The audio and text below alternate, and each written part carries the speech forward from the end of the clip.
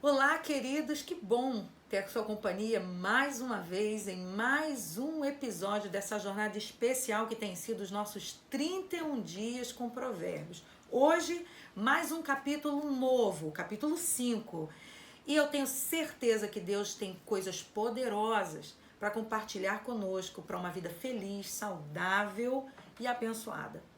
Fique comigo, pegue seu celular, seu iPad, sua Bíblia e vamos juntos acompanhar aquilo que Deus tem reservado para nós nesse tempo. Provérbios é um livro repleto de ensinamentos poderosos para uma vida feliz, seja na área financeira, seja na vida social, seja na vida profissional, seja na vida intelectual, espiritual, enfim. Provérbios tem chaves poderosas para uma vida de vitória. Então eu convido você, nesse momento, continuar comigo refletindo a respeito dos ensinamentos desse livro. E, claro, colocando em prática cada um deles. Então vamos juntos mergulhar no capítulo 5 de Provérbios, onde contém ensinamentos para uma vida familiar feliz. Esse capítulo 5 é um provérbio basicamente de proteção à família. Porque ele vai falar sobre casamento, ele vai falar sobre o adultério. Acompanhe comigo, capítulo 5 de Provérbios diz assim: Filho meu, atende a minha sabedoria, a minha inteligência, inclina os ouvidos, para que conserves a discrição e os teus lábios guardem o conhecimento. Porque os lábios da mulher adúltera destilam favos de mel, e as suas palavras são mais suaves do que o azeite. Mas o fim dela é amargoso como o absinto, agudo como a espada de dois gumes. Os seus pés descem à morte e os seus passos conduzem-na ao inferno. Ela não pondera a vereda da vida, anda errantemente nos seus caminhos e não sabe. Agora, pois, filho, dá-me ouvidos e não te desvie das palavras da minha boca. A gente vai ver aqui que esse capítulo 5 de Provérbios, Salomão, que é o autor desse provérbio, ele está dando conselhos mais uma vez ao seu filho. Alguém que merece toda atenção. Porque, segundo o histórico de vida do próprio Salomão, ele é alguém que teve muitos casamentos, ele é alguém que vem de muitos relacionamentos. Inclusive, um dos motivos pelos quais Salomão teve várias esposas, bom, nós sabemos que ele era um rei. E a paz no reino era estabelecida muitas das vezes com alianças governamentais. Alianças aonde um rei se casava com a princesa de um outro reinado, de uma outra nação, de um outro povo. Então as alianças de paz entre dois países, entre duas nações, muitas das vezes era estabelecido através dessas alianças feitas por meio do matrimônio. Então, muitas e muitas das mulheres, ele se casou para justamente formalizar uma aliança de paz, um tempo de paz dentro do seu governo, dentro da sua realeza. Então, Salomão era alguém que havia se casado muitas vezes, teve vários relacionamentos, inclusive concubinas. Então é alguém sim que merece toda a nossa atenção no que diz respeito a relacionamento, no que diz respeito a casamento. Porque é alguém que sabe do que está falando. E por isso ele está aconselhando os seus filhos dessa forma. Ele está dizendo: filho meu, atende a minha sabedoria. Por que ele tem essa sabedoria? Porque ele viveu experiências. Experiências não são apenas fatos vividos e experimentados. A experiência vem por meio de termos vivido uma situação e termos aprendido algo dentro dessa situação. Salomão aprendeu com as situações que ele viveu. Por isso ele está dizendo para o seu filho: atende a minha sabedoria. Então ele está ensinando para esse filho: não é bom que você dê ouvidos à mulher adúltera. Vamos destrinchar um pouquinho das direções que Salomão está dando para esse filho ter um casamento feliz. Ele está dizendo assim: filho meu, atende a minha sabedoria, a minha inteligência inclina os ouvidos, para que conserves a discrição e os teus lábios guardem o conhecimento. Os teus lábios guardem o conhecimento. Guarde isso, grave isso. E os teus lábios guardem o conhecimento. Salomão está tentando para o filho acerca da resposta que ele vai ter que dar para uma mulher adúltera. Porque a mulher adúltera, ela também vem para usar os seus lábios, ela vem para usar a sua fala com um propósito. E ele vai dizer assim: porque os lábios da mulher adúltera destilam favos de mel, e as suas palavras são mais suaves do que o azeite. Mas o fim dela é amargoso como o absinto, agudo como a espada de dois gumes. Salomão aqui está dando uma direção de conhecimento, de sabedoria para esse filho, porque ele tem certeza que esse filho vai ser, em algum momento da sua vida, procurado por uma mulher que vai cortejá-lo, que vai desejá-lo. E essa mulher adúltera de Provérbios, essa mulher que está desejando um homem alheio, ela está vindo para cortejar esse homem, para seduzir esse homem, através da comunicação verbal. E aí Salomão está dizendo para o seu filho que a conversa dessa mulher não virá com palavras agressivas, ela não vai vir com palavras que o ferem, ela não vai vir com palavras que o envergonhem, que o exponham à vergonha, mas ela virá com palavras, com conversas que Salomão está comparando como favos de mel. E naquela época em Israel, o mel era a figura mais doce.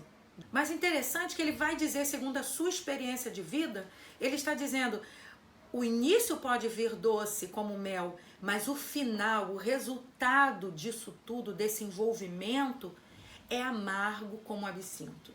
E ele vai dizer ainda: agudo como uma espada de dois gumes. Ele está dizendo que essa mulher adúltera, ela seduz esse homem por uma coisa que parece ser apenas o prazer, apenas uma satisfação, mas na verdade isso tudo depois vai resultar numa destruição.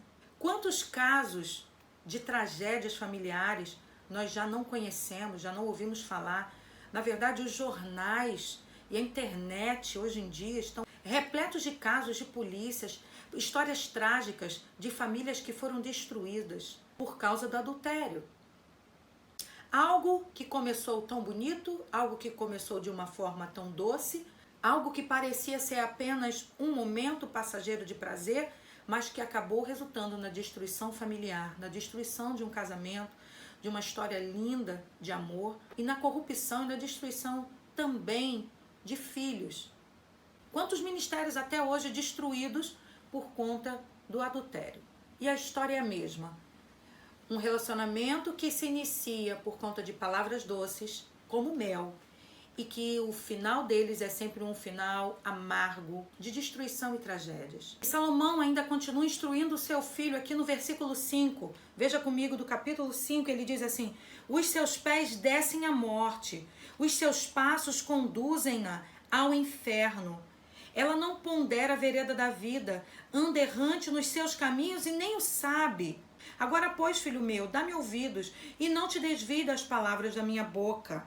Afasta o caminho da mulher adúltera e não te aproximes da porta da sua casa. Aqui no versículo 5 ele está dizendo o resultado dessa jornada, dessa insistência no adultério. Ele está dizendo que os caminhos dessa mulher adúltera levam à morte. Ela não pondera nas veredas da vida. Ela não tem compromisso com ela mesma, ela não tem compromisso com família, ela não tem compromisso nem com quem ela está se relacionando. Então ela não pondera nas veredas da vida. Ela não se importa. E ele ainda vai dizer algo. Ele vai dizer assim no versículo 8: afasta o teu caminho da mulher adúltera e não te aproximes da porta da sua casa. Interessante, porque Salomão, ele está fazendo um alerta. Ele sabe exatamente do que está falando. Ele está dizendo: se afaste da casa da mulher adulta. Tem duas situações. Tem a mulher aqui, que é aquela sensual, solteira, que ela só está aí para seduzir esse homem casado. Mas também ele está dando uma outra citação, que ele está dizendo a mulher adúltera. A mulher adúltera aqui, ele também está se referindo àquela mulher que é casada também. Ela possui a sua família, ela possui o seu marido, mas ela está disposta a dar prazer, a ter um momento de satisfação com outro homem casado. Eu gostaria de fazer um esclarecimento ainda aqui. Salomão é uma figura masculina, então ele está usando uma linguagem masculina, falando sobre o adultério. Então, por isso ele se refere à mulher adúltera. Ele não está falando exclusivamente da mulher em si, mas do adultério. Isso serve tanto para um homem quanto para a mulher, ok? E ele continua dizendo, olha, para que não deis a outrem a tua honra, nem os teus anos a cruéis, para que dos teus bens não se fartem os estranhos, e o fruto do teu trabalho não entre em casa alheia. E gemas no fim da tua vida, quando se consumirem a tua carne e o teu corpo. E digas, como aborreci o ensino, e desprezou o meu coração a disciplina, e não escutei a voz dos que me ensinavam, nem os meus mestres inclinei os ouvidos. Quase que me achei em todo o mal que sucedeu no meio da assembleia e da congregação. Ele está falando de uma exposição pública, da vergonha, por conta do adultério. E aí ele continua dizendo assim, beba a água da tua própria cisterna e das correntes do teu próprio poço. Derramar-se-iam por fora as tuas fontes e pelas praças os ribeiros de água. Sejam para ti somente e não para os estranhos contigo. Seja bendito o teu manancial e alegra-te com a mulher da tua mocidade, corça de amores e gazela graciosa. Saciem-te os seus seios em todo o tempo e embriaga-te sempre com as tuas carícias. Eu gosto muito dessa expressão, embriaga-te. Ele está dizendo, sacia-te sem limites, ao ponto de embriagar-te com as carícias da sua mulher, com as carícias da sua esposa. Ele está dizendo sobre o prazer sexual entre o esposo e a sua esposa. Ele está dizendo, embriaga-te, sacia-te, desfrute a vida com ela, desfrute o prazer sexual com essa mulher que é a tua esposa. A relação sexual, ela não é pecado dentro do casamento. Pelo contrário. Ele está dizendo, alegra-te. A relação sexual no casamento, ela não deve ser enfadonha, ela não precisa ser cansativa. Pelo contrário, ela deve ser algo prazeroso, alegre, divertido e santo, puro. Deus está exaltando aqui a relação entre um homem e uma mulher com pureza, sem mácula, sem manchas, dentro do casamento. E dentro do casamento é o único lugar aonde a relação sexual ela pode e deve ser desfrutada dessa forma. Por isso, como homem experiente, Salomão está encorajando o seu filho. É possível se satisfazer com a sua própria cisterna. Ei, você já tem uma mulher, você já tem um marido, vocês são casados. É possível ser feliz usufruindo da sua própria cisterna. E ele usa essa linguagem para se referir aqui, no caso, a essa esposa. Uma reserva de alegria, uma reserva, um reservatório de satisfação para esse marido.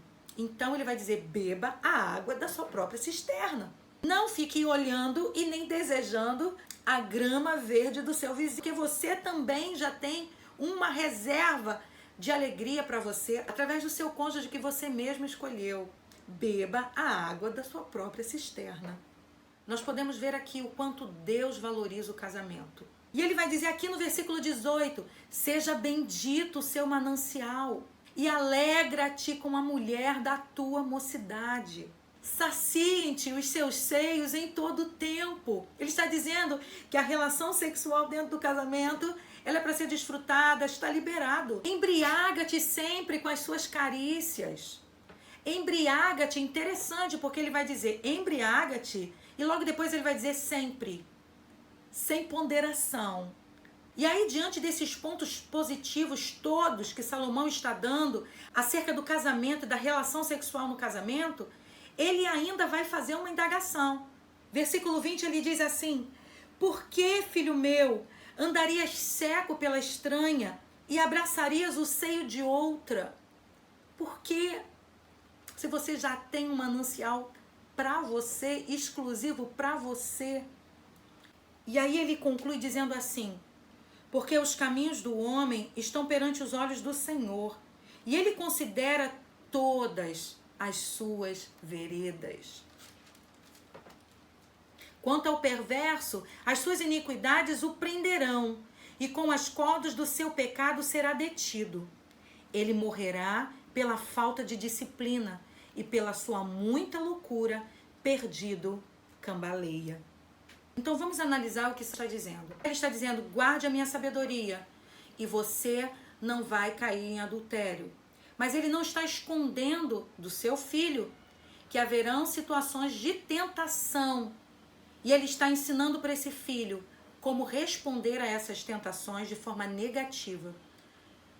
E ele vai mostrar, em terceiro lugar, para esse filho, que se ele não conseguir responder de forma negativa a essas investidas da mulher adúltera, ele está dizendo que esse adultério vai trazer prejuízos para a sua vida, tanto na área financeira, quanto na área moral, quanto na área familiar, quanto na área espiritual. Mas Salomão, como pai, também vai mostrar para o seu filho que existe uma forma dele se realizar na área sexual e dentro do casamento com a sua esposa, com a mulher da sua mocidade, aquela quem ele escolheu. Salomão, cheio de experiência, está dizendo para esse filho que é possível você ser feliz dentro desse casamento, bebendo a água da sua própria cisterna, desfrutando a vida sexual com a sua esposa. E também vai dizer para esse filho que apesar da mulher adúltera não ponderar nas veredas da vida, Deus pondera em cada uma das veredas da nossa vida. Deus pondera e leva em consideração cada uma das nossas decisões, cada uma das nossas escolhas. A tentação ela pode não ser opcional, mas a nossa decisão diante da tentação, sim, depende da nossa escolha. E aí Salomão está dizendo aqui no versículo 22 sobre um homem que cometeu adultério e foi descoberto dentro desse adultério. Ele vai dizer, quanto ao perverso, as suas iniquidades o prenderão, e com as cordas do seu pecado será detido. Ele morrerá pela falta de disciplina, e pela sua muita loucura, perdido, cambaleia. Eu sei que os desafios familiares são muito grandes, no que diz respeito ao casamento também.